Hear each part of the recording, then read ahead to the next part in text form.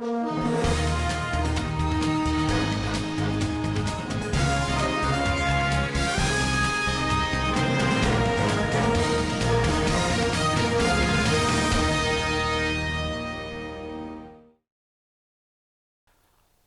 is Wednesday, April 8th. Welcome to this edition of Nevada County Now. We'll begin today with a COVID update. At the time of this filming, Nevada County Public Health lists 34 confirmed cases of COVID-19, 24 in eastern Nevada County, and 10 in western Nevada County. For the most up-to-date information, visit mynevadacounty.com/coronavirus. Yesterday, Nevada County Health Officer Dr. Ken Cutler issued 2 new orders regarding self-isolation and self-quarantine. Let's watch a short video from him explaining the details. Hi, I'm Ken Cutler, the Nevada County Public Health Officer. So today I want to let you know that I'm issuing 2 health officer orders that are related and are needed to protect us from community spread of COVID-19. So the first one is an order on isolation. Isolation is if somebody has signs and symptoms of an illness, they need to stay home and away from others. And the related order is on quarantine. Quarantine is slightly different. It doesn't mean that you're ill already, but that you've been exposed to COVID-19. And again, you would need to stay away from others and monitor closely for developments of either fever, cough, shortness of breath, or other signs and symptoms of COVID-19. So let's start with the isolation order. If you have been diagnosed by a healthcare provider that you have COVID-19, either they've told you that they believe that is your likely diagnosis or they've been able to confirm it with a laboratory test, then you need to isolate at your residence. Also, if you've been in close contact with somebody who has been diagnosed with COVID-19 and you develop symptoms, you also need to isolate. How long? We ask that people stay home and only access needed medical services, hopefully with a call first so they can safely evaluate you if you're getting worse. And you need to stay at home until you have 3 days of no fever without using a fever-reducing medicine, 3 days of improved respiratory symptoms, so breathing has gotten better, any shortness of breath is improved, and it has been at least 7 days since the start of those symptoms. If all of those are met, you can discontinue the isolation. On the quarantine, if you have been exposed to somebody who's been diagnosed with COVID-19, we ask that you also stay home, stay out of public, stay away from others, and monitor yourself daily for 14 days, which is the incubation period. An incubation period is the time from exposure to possibly developing illness. If you go 14 days without developing fever, cough, any shortness of breath, then you're released from the quarantine. However, should you, while you're quarantined at home, away from others, start to develop fever or cough, please call your healthcare provider to see if testing is indicated and for other advice, but then start to follow the isolation protocols. For more detailed guidance on it and the orders themselves, please see mynevadacounty.com/coronavirus. Thank you. I appreciate everybody's efforts to keep us safe and to decrease transmission of COVID-19 in our community. A few weeks ago, when the initial shelter-in-place order was made, our supply of donated blood was in critical condition, without the ability to continue to run mobile blood drives. The U.S. Surgeon General, amongst others, put out a call for people to go and donate. Yesterday, I talked with Drew Fowler, Marketing and Communications Manager for Vitalant, formerly Blood Source, and I'm pleased to report that our community has responded well. We now have plenty of blood on hand to fill the current need. However, we don't know how long the current situation will last for, and blood is perishable and can only be stored for so long before it goes bad. With that in mind, Vitalant is asking for people to call and schedule a donation. This serves 2 purposes. One, it allows them to ensure social distancing to keep both you and their staff safe. And 2, it lets them control the amount of blood on hand to keep the supply available for all who need it. Whether it's a donation in 2 days or 2 weeks, it's all equally important. To schedule your appointment, call 866-8822-8663. And thanks to Drew Fowler for taking the time to talk to me. Briar Patch delivered a food donation to the Food Bank of Nevada County on Tuesday, much of which was donated by Briar Patch shoppers. The food will be used to supplement bags of food given out during the food bank's drive-through distribution site every Thursday and help meet a record-breaking need triggered by COVID-19. The food bank has gone from serving 400 individuals and 250 households to 1,800 individuals and almost 600 households. This week, 7 volunteers prepared 950 bags together for Thursday's drive-through. The food bank distributes food every Thursday between 10 a.m. and 1 p.m. at the Grass Valley Seventh-day Adventist Church near Union Hill School. Right now, the food bank is not taking food donations from the public. They are only taking food donations from grocery stores and distributors. Monetary donations are greatly appreciated and can be made online at foodbankofnc.org. Board of Supervisors Chair Heidi Hall and Vice Chair Dan Miller released an op-ed today.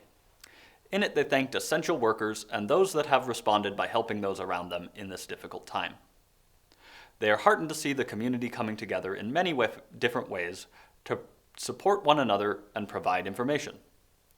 They note that while some services are temporarily impacted, FireSafe Council of Nevada County is working on ways to help ensure fire-wise communities continue collaborating while maintaining safe social distancing.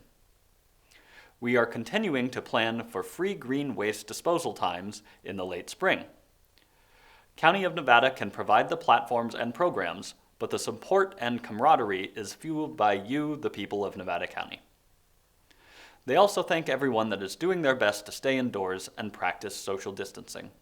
And they ended by saying, "It is our firm belief that our community as a whole and every small act of individual kindness is an essential ingredient that will help ease the burden of the days to come.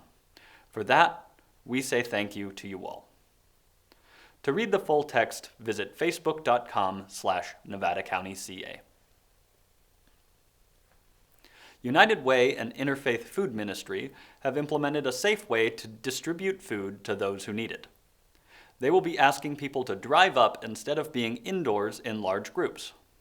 And they will be monitoring the situation closely and taking the necessary precautions to help make sure that food and product remain safe and that their distributions and volunteer activities can continue.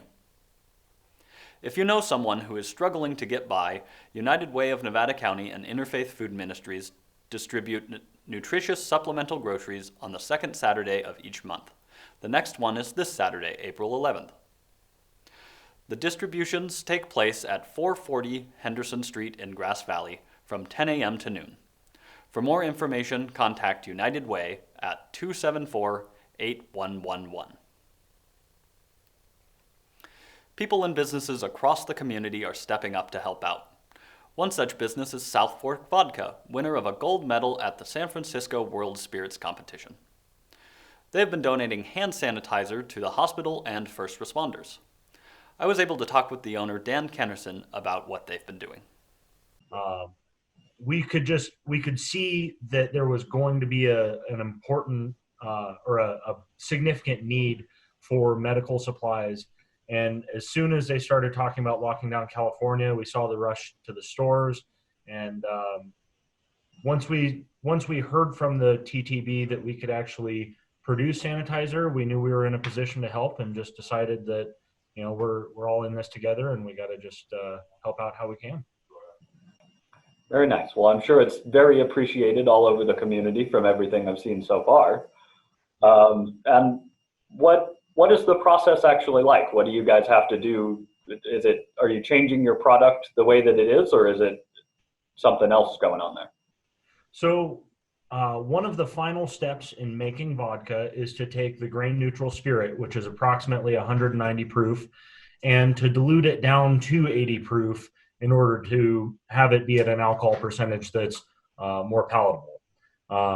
So when we have our grain neutral spirit, the recipe that the CDC came out with is basically just grain neutral spirit, hydrogen peroxide, glycerin, and water. So we can pretty simply mix from our process directly into hand sanitizer. And where have you been donating to so far? It sounds like you've done quite a bit. Yeah, we I think we're around 600, 700 pounds. Wow. Oh, John's saying more than that even. But we've been donating to the hospital, to the fire departments, the police departments, senior care facilities, and doctors' offices. And we're gearing up to try and produce it so that the community can get it as well. Once we're working with the actual public, we're going to have to sell it. We can't afford to give everything away, unfortunately. But yeah, I think, John's actually saying we're close to a ton now. So I guess I'm behind. Wow. Yeah. That's incredibly impressive. Yeah. So yeah, just trying to make sure the first responders and the hospital workers and healthcare workers are taken care of. And actually, some of the delivery services have received it now as well. Okay. And so how has this whole thing affected the rest of your business at this point? Are you still in production making vodka, or have you pretty much completely had to shut down? Well, fortunately, we actually had made a large push to have a bunch of inventory early this year because we had some downtime where we weren't doing any events. So we still have vodka in stock. We can still maintain our customers and keep them stocked up. But yeah, generally speaking, we're not making any vodka right now. Okay. And for people that want to help out or support you guys or anything like that, where would they go? What would they do? How would they go about doing that?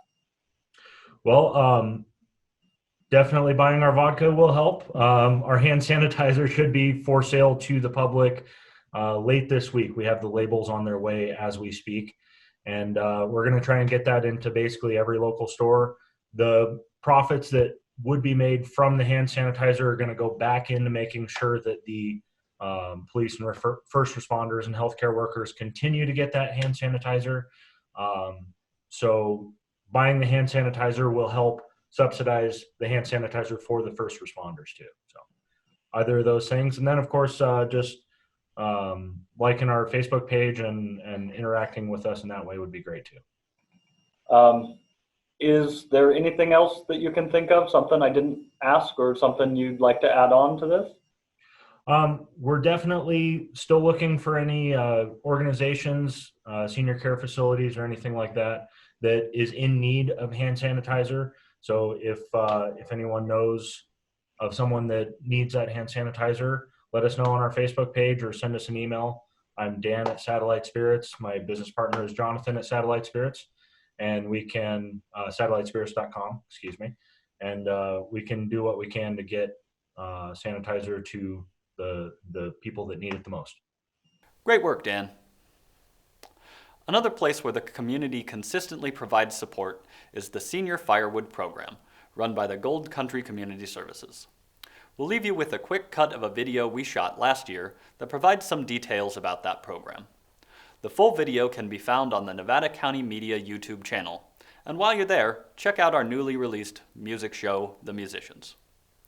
And remember, stay safe, take care of each other. We'll see you tomorrow.